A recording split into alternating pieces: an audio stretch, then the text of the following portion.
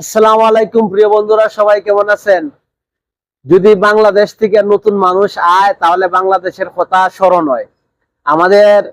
আমরা হবিগঞ্জের ফুলাফাইন, তারপরে আমাদের গ্রাম থেকে আমাদের ছোট ভাই একটা আসছে, তারে অনেক ছোট তুই ইসলাম ইরান আসছে, এখন তার দ্বারা যাইমু তারে জিগাইমু সে বিদেশের অবস্থা কিরম আর তার কিরম দিন দিন খাল যাইতেছে।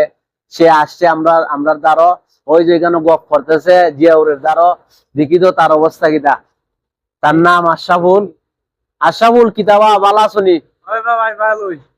কতদিন হইলো তুমি আইছো?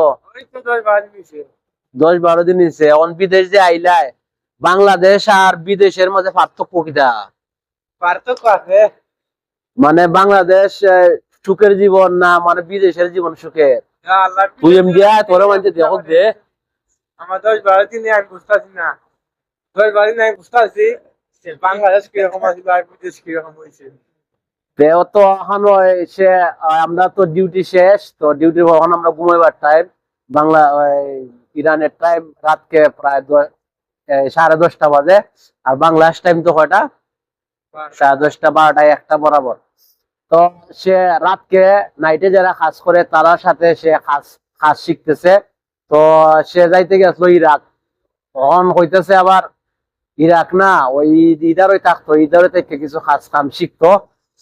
তো সে কিন্তু কাজের মাঝে আগ্রহী আছে, অর্থাৎ সে দিনও কাজ শিখতেছে, রাতও কাজ শিখতেছে।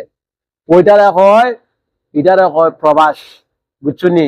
আর বাংলাদেশ থাকতে আমরা যদি সামান্য ও মানে হাসি আইতো, আর আমরা কইতাম না ও আজকে আমার হাসি, আজকে আমার ভালো লাগে না।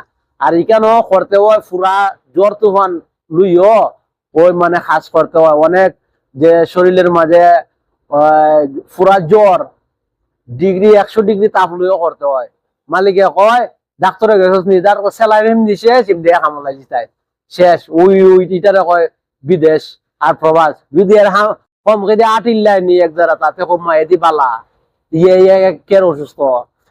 আনোয়ার তুই আম্বল দিয়েছিস নি, মানে ইঞ্জেকশন দিয়েছিস নি, সেলুন দিছিস নি, দিছিস লাগি দিঘা খাজ অস্বস্ত করে এরা দীক্ষা নিবনে, বুঝছো নি? ওই উপদেশ দেয় ওটা। আর বিদেশ বাংলাদেশ থাকতে এক জায়গা সুর দিলই আব্বা আজকে যাই না, আজকে ভালো লাগে না।